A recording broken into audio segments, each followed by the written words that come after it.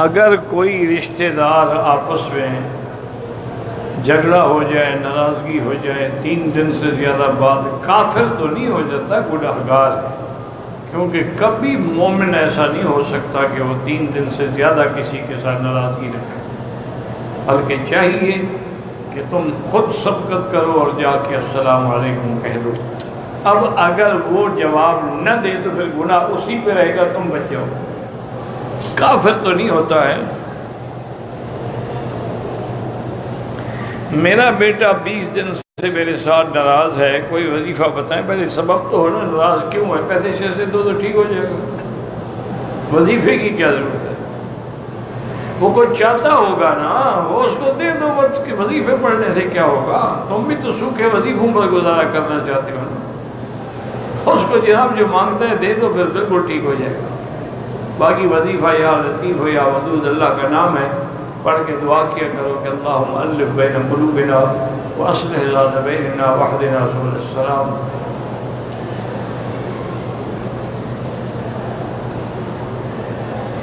عربی زبان سیکھنے کی اہمیت یہ ہے کہ عربی آئے گی تو قرآن آئے گا، عربی آئے گی تو حضور کی حدیث پاک کو سمجھو گے، اصل چیز تو عربی ہے۔ اور پھر عربی جو ہے وہ لسان القرآن، یعنی اللہ کا کلام عربی ہے، نبی عربی ہے، مرنے کے بعد عالم برزخ سے عربی ہوگی، جنت کی زبان عربی ہے۔ ابھی تک تمہیں اس کی اہمیت کا پتہ نہیں لگا؟ تمہارا کیا خیال ہے فرشتے جب آئیں گے تو ٹاٹا کریں گے قبر میں؟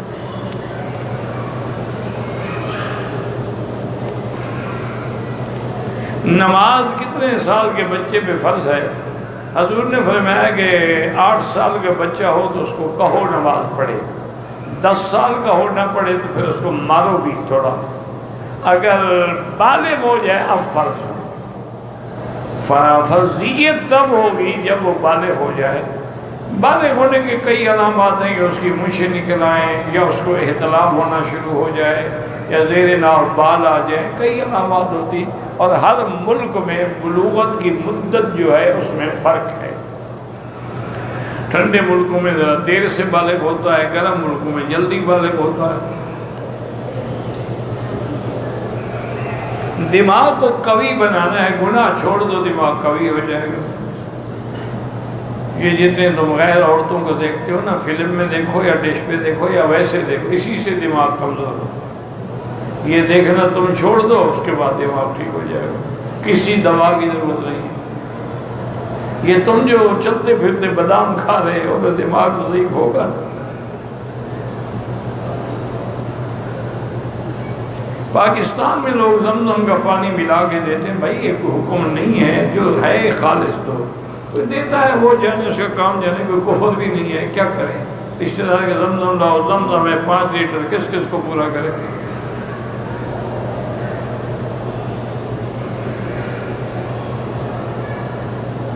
کہتے ہیں کریڈٹ کارڈ جو ہیں ہم لے سکتے ہیں، لیکن اس میں ایک بات کا خیال رکھنا کہ کریڈٹ کے ذریعے جو آپ نے شاپنگ کی ہے نا، تو وہ 30 دن سے پہلے وہ پیسے ادا کر دیں، کیونکہ اگر 30 دن کے اندر تم نے پیسے ادا نہ کیے، اب تم پر سود لگنا شروع ہو جائے گا۔ بس یہ خیال رکھیں۔ یا کریڈٹ کارڈ اس وقت لیں جب آپ کا پیسہ بینک میں ہے، اور وہاں یہ کہیں کہ جب تک میرا اکاؤنٹ ہے اس وقت تک کریڈٹ کارڈ تسلیم کیا جائے۔ جب اکاؤنٹ ہی نہیں ہوگا کریڈٹ کارڈ تسلیم ہی نہیں کریں گے، وہ تو تازے کٹتے جائیں گے نا آپ کے پیسے، اس میں کوئی سود نہیں ہوگا۔ اس کا فائدہ یہ ہوتا ہے کہ پیسے ساتھ رکھنا اس دور میں بہت بڑا مشکل ہے۔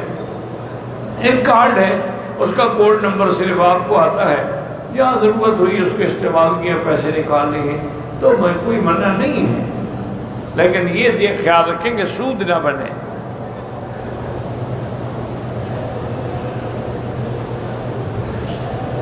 جوائنٹ اکاؤنٹ سے زکوٰۃ دے سکتے ہیں، تو اکاؤنٹ جانے تو ہم جانا بات ہے زکوٰۃ دینے کی۔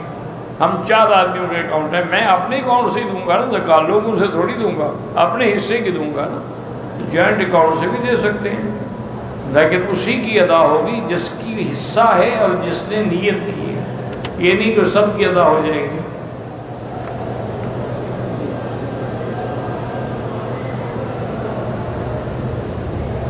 اگر گاڑی میں جہاں پاؤں رکھتے ہیں اس کے قریب سپیکر لگا ہوا ہے، اور ہم اگر وہ تلاوت سن سکتے ہیں، اس میں کیا سپیکر کہیں لگا ہوا تو ہم نے قرآن سننا ہے۔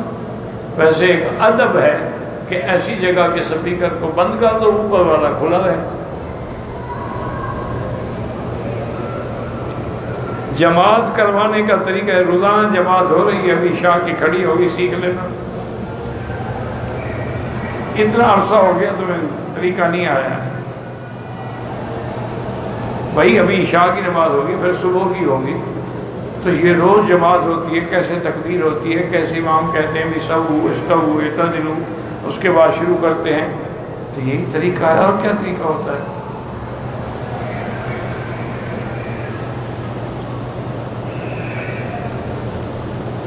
اگر کوئی آدمی کو اللہ لڑکا دے اور وہ 7ویں دن عقیقہ نہ کر سکے، 14ویں دن کر لے، کوئی مسئلہ نہیں۔ اور اگر 14 دن بھی گزر گئے، بعض فقہا کہتے ہیں 21ویں دن بھی کر سکتا ہے، پھر ساری زندگی کر سکتا ہے جب بھی اللہ پیسے دے۔ لیکن بہتر یہی ہے، سنت یہی ہے، افضل یہی ہے 7ویں دن کا۔ حضور صلی اللہ علیہ وسلم نے حضرت حسن حسین کا 7ویں دن آپ نے عقیقہ بھی کیا، اور آپ کے سر مبارک پہ بال اتروائے، ان کا وزن کر کے اتنی چاندی بھی خیرات کی۔ اور عرب تو یہ کہتے ہیں کہ وہ تو سنت میں شامل نہیں ہے، سنت یہی ہے کہ بال مڈواؤ، اس کے وزن کی خیرات کرو، نام رکھو، اور اگر لڑکا ہے تو 2 بکرے یا 2 دمبے، لڑکی ہے تو 1 ذبح کر کے خود بھی کھا سکتے ہو، رشتہ داروں کو بھی کھلا سکتے ہو۔ تو بہرحال سنت اور افضل یہی ہے۔ بعد یہاں کے عرب لوگ کہتے ہیں کہ اگر بچے کا پہلی دفعہ سر مڈا جائے تو زعفران تھوڑا سا پانی میں ڈال کے اس کو سر پہ لگا دیں، تو ایک تو وہ جو بو ہوتی ہے نا، آخر وہ گندے وبال ہے نا، وہ ماں کے رحم میں رہے ہیں، وہاں پہ خون کی حالت سے نکلے ہیں، تو ایک تو وہ ہوا ختم ہو جائے گی ہمیشہ کے لیے بچے کے سر سے، اور دوسرا یہ ہے کہ بال اچھے پیدا ہوں۔ یہ بات تو ٹھیک ہے، زعفران ایک اچھی چیز ہے، زعفران کھانے میں نہیں استعمال کرتے ہو، بس جی اب تو حالات ایسے ہیں، دعا کرو اللہ کشمیری مسلمانوں پہ رحم کرے، ورنہ کشمیر میں تو جیسے ہمارے یہاں گھاس ہوتا ہے نا، ایسے زعفران ہوتا تھا، وہاں کی بکریاں بھی زعفران کھاتی، جانور بھی زعفران کھاتے۔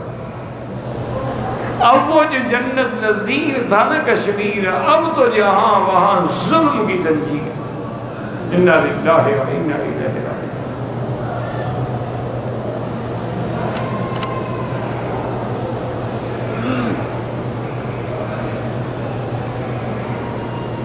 طلاق کی کون سی صورت ہے جس میں حلالہ نہ کرانا پڑے؟ طلاق دو کیوں بھائی؟ نہ دو، حلالہ نہیں کرنا پڑے گا۔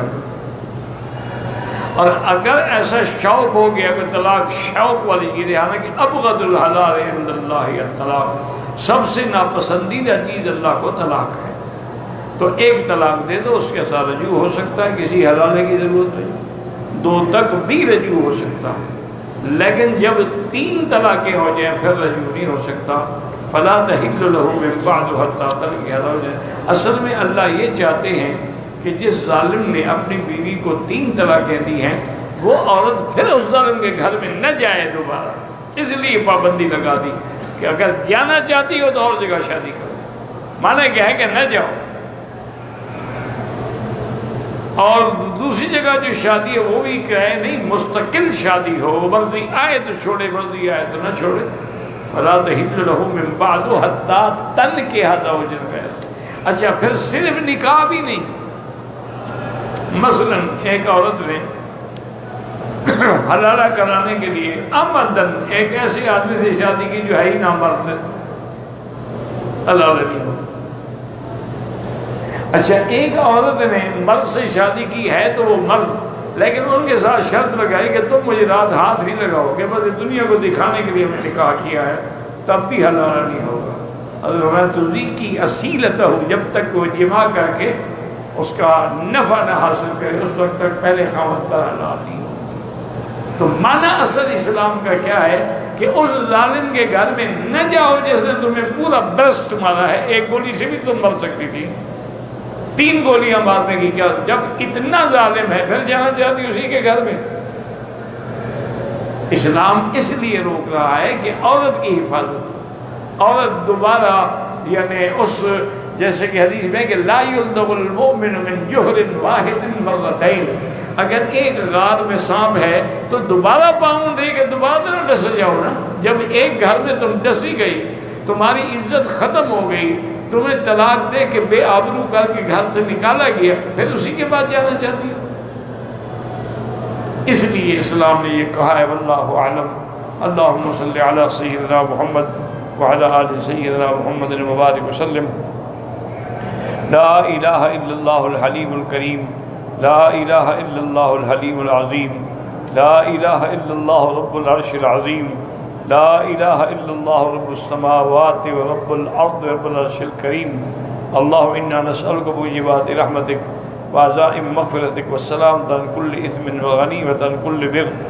اللهم لا تدع لنا ذنبا إلا غفرته، ولا هما إلا فرجته، ولا هما إلا فرجته، ولا عيبا إلا سترته، ولا عيبا إلا سترته، ولا كربا إلا نفسته، ولا كربا إلا نفسته، ولا ضالا إلا هديته، ولا ضالا إلا هديته، ولا فسادا إلا أصلحته، ولا فسادا إلا أصلحته، ولا فسادا إلا أصلحته، ولا مريضا إلا شافيته، ولا مريضا إلا شافيته، ولا مريضا إلا شافيته، ولا ميتا إلا رحمته، ولا ميتا إلا رحمته، ولا ميتا إلا رحمته، ولا حيا إلا هديته، ولا حيا إلا هديته، ولا حاجة من حوائج الدنيا والآخرة إلا قضيتها ويسرتها يا أرحم الراحمين، يا أرحم الراحمين۔